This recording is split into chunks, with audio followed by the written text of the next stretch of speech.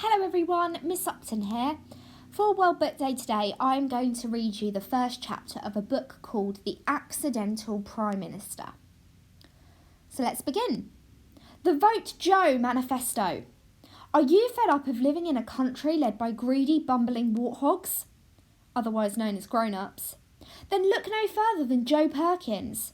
Joe spoke up for a society in need of change. His views went viral, and today you can reap the benefits of his youthful wisdom by voting yes to cats in hats, yes to banana-shaped buses, yes to fancy dress Fridays, but on a Thursday, and yes to Joe Perkins for Prime Minister. Chapter 1. I don't like Mondays. Bleep! There are many awful sounds in this world. Fingernails down the blackboard, mum singing the theme tune to Match of the Day in the shower, bagpipes being played badly. In fact, bagpipes being played brilliantly as well. But there are none worse than the sound of an alarm clock early on a Monday. Why are mornings so early? Joe muttered to himself before trying to grab his alarm clock, missing it and falling out of bed. This was not uncommon for Joe. He often fell, even when no falling was required. He was one of life's great fallers. He fell into rooms and he fell out of them again. He even managed the almost impossible task of falling upstairs, which, let me tell you, is no mean feat. Joe's life was a constant battle with gravity, one in which gravity clearly had the upper hand. He picked himself up from the bedroom floor and set about trying to get dressed without opening his eyes. It was a trick that he tried to help fool his sleepy head that he was still in bed. The downside was it made putting pants on very tricky indeed. Up to that point, putting on underwear with his eyes shut was as close to living on the edge as Joe's life's got. Joe lived in a tiny house in London with his mum. Dad had disappeared before Joe was born, and he didn't have any brothers or sisters. The nearest he ever came to having a sibling was the time when a cat from down the street came to stay for 10 days last year. Other than Mr. Tiddles, it had only ever been the two of them. Joe's mum was a park warden, and that meant she spent most of her days making sure that the flowers were looked after, and that no dogs were doing things where they shouldn't. It was a job she loved, and Joe loved her working there too.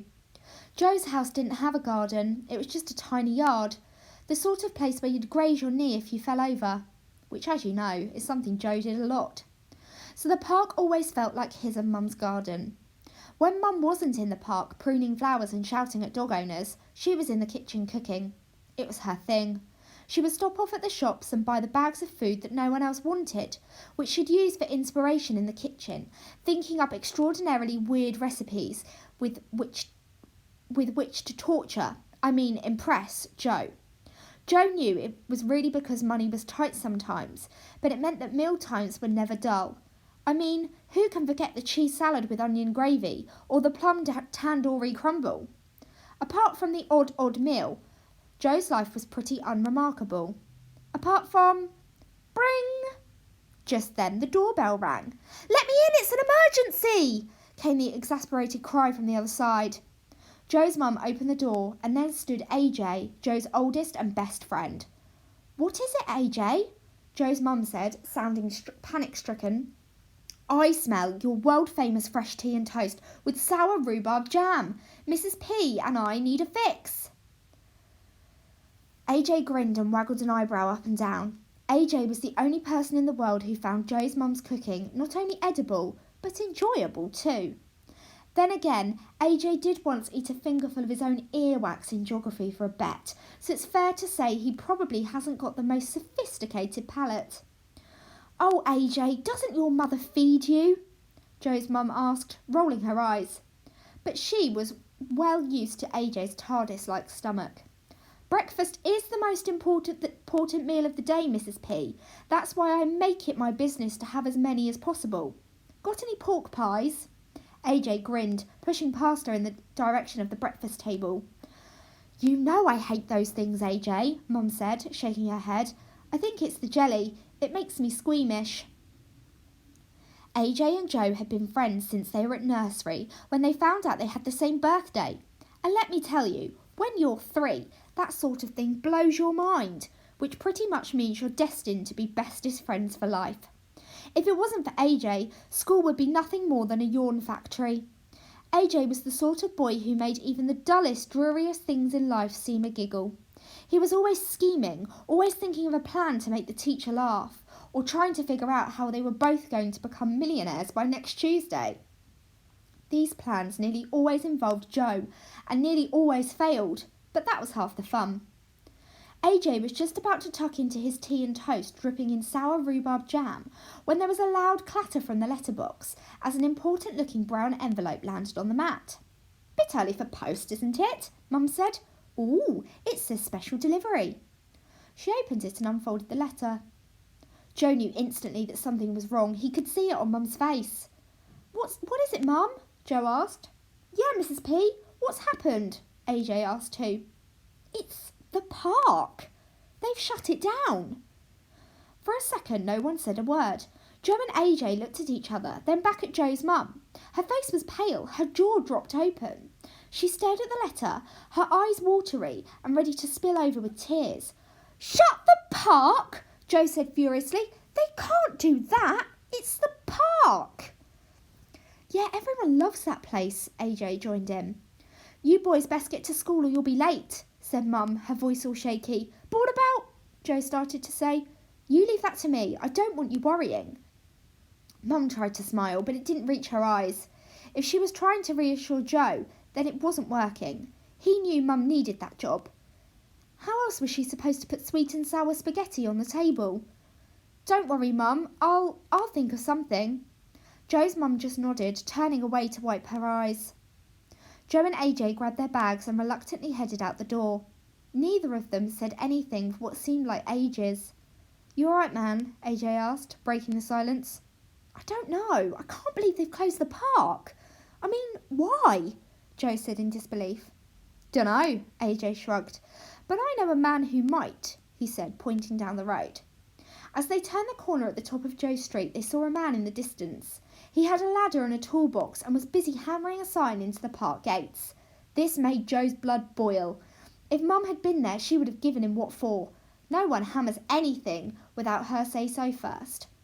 "Oi!" AJ yelled. "What are you doing?" Joe read the sign. "Under development." "What's going on?" Joe asked. "Why have you closed the park?" A man stopped what he was doing and shrugged. "They don't tell me anything. I'm just the bloke who hammers things." Joe read the rest of the sign. "This notice hereby declares that St George's Park is closed with immediate effect, and that from the 1st of July this park will be redeveloped and a new block of luxury flats will be built. Department of Progress." Underneath the notice was a drawing of a posh building, tall and made of glass. It had pictures of smiling people chatting and drinking coffee. Joe and AJ looked through the park gates and they could already see diggers moving in, ready to tear the playground apart. "This can't be happening," Joe muttered, blinking back the tears. This was the place where he and AJ hung out, where they used to plot how they were going to become mega rich and plan what to do if the world got taken over by zombies. This was the place where Joe and AJ used to play football, or rather where AJ would kick the ball and Joe would try to get out of the way of it before it hit him in the face. And now it was going to be turned into flats. Why wasn't anyone stopping this? Hello, anything I can do?" Joe turned to see a policeman standing by the sign looking down at Joe and AJ. "Yes," Joe gasped. "Stop this man from closing the park." "Yes, officer," AJ joined in. "Arrest this man." "Eh?" said the man, hammering. "What did I do?" "You're closing the park," AJ yelled at him. "I told you, I'm just the bloke who does the hammering. I'm not closing anything." Just then a group of police motorcycle outriders whizzed past, sirens screaming and lights flashing as they went. It was like something from a movie, only it was happening in their street. "What on earth?" the man on the ladder said, nearly, but rather disappointingly, not falling off. "Ooh," said AJ, glaring wide-eyed at the convoy of flashing blue lights and sirens. "Do you think there's been a bank robbery? Or maybe aliens have landed?" "Oh, I hope it's an alien invasion," said Joe. "We'd definitely get a day off school for that." "It's the Prime Minister," said the policeman. "He's visiting here today, and I'm here as backup." "You mean you're not here to stop closing the park?" Joe said. "Oh no, looks like the park's had it," he said, peering at the sign. "Shame. I used to play her as a kid. Where is the Prime Minister visiting? Joe asked. A school, I think. Yeah, definitely a school. There was only one school down that end of the road, and it was Joe and AJ's school. AJ and Joe looked at each other without saying a word. They grabbed their bags and ran. Well, AJ ran. Joe tripped over his laces. I bet he can save the park, Joe yelled, picking himself up. Bound to, AJ grinned. At the very least, we'll probably get out of double algebra. This is even better than that time the dog came into the playground and pooed on the netball court, yelled Joe. Well, I don't know. That was a pretty special day, said AJ seriously, but it's definitely up there. By the time AJ and Joe got to school, there was a huge crowd already there, of excited schoolchildren, policemen, TV reporters and cross-looking members of the public. There, at the front of the crowd, stood the headmaster, Mr. Brooks. AJ nudged Joe. Mr. Brooks looks, well, really weird. Has he combed his hair differently? Mr. Brooks had indeed combed his hair, but that wasn't it. Suddenly Joe figured it out. I know. He's smiling. Oh yeah, AJ realised. It's really creepy, isn't it? What's going on, Mr. Brooks? Said Joe. Mr. Brooks sighed impatiently. Oh no, not you two. I warn you, any mischief and you'll be for the high jump. Is the Prime Minister coming, sir? AJ asked, looking at the big black limo that had just pulled up behind the police motorcycles. Yes, it was supposed to be a secret, you know, for security reasons, seeing how he's pretty much hated by most people these days. But some buffoon must have told the papers. I mean, look at these cameras, he said, suddenly grinning and running a licked finger over one eyebrow. The doors of the black limo opened and out stepped a stout man in a mud-coloured suit. He had a red wobbly face in the middle of which sat a bulbous nose, like a cherry on a particularly disgusting trifle. The man dabbed his sweaty face with a hanky and attempted to flatten his wispy hair with a clammy hand. The man in question was Percival T. Duckholm. He was the Prime Minister of Great Britain and, it's fair to say, one of the most disliked men in the land.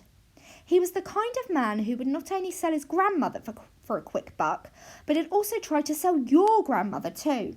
In fact, if you've got a moment, I suggest you give her a quick ring and tell her not to answer the door to any trifle-faced Prime Ministers. Percival T. Duckholm was one of the rudest men you'll ever likely to meet. He liked to shout at people. In fact, shouting was his most favourite thing in the world. He'd shout in the morning at breakfast to his poor wife and pale children. Then he'd have a bath and shout a bit in there. Then he'd get dressed and shout about how he couldn't find his socks. And then he'd go to work and shout until lunch, before it all got too much and he had to have a nap before it was home time. Well, you may well say, surely he can't be this bad. Surely someone must like him. I mean, how did he manage to become Prime Minister after all? Well, the simple truth is the man he was up against was even more loathsome. I know, it's hard to believe, but let me tell you about Melvin Thwaites, a man so obnoxious that if you ever got to meet him, it would take all of your strength not to vomit through your nose just to be in the same room as him. He had greasy hair, terrible breath, and dandruff so bad you'd think winter had come early by looking at the state of his shoulders. He picked his nose with all the eagerness and desperation of a man looking for a loose change down the back of the sofa. When he spoke, he sounded like farts. He had the charm and manners of a drunk pig feeding at the trough. He hated pretty much anyone and everything, and he made no secret of trying to hide it. So it's not hard to see why he chose a career in politics. And that's the end of the first chapter. If you're really enjoying this book, maybe this could be a book to add to your to-read list in the future. Thanks for listening.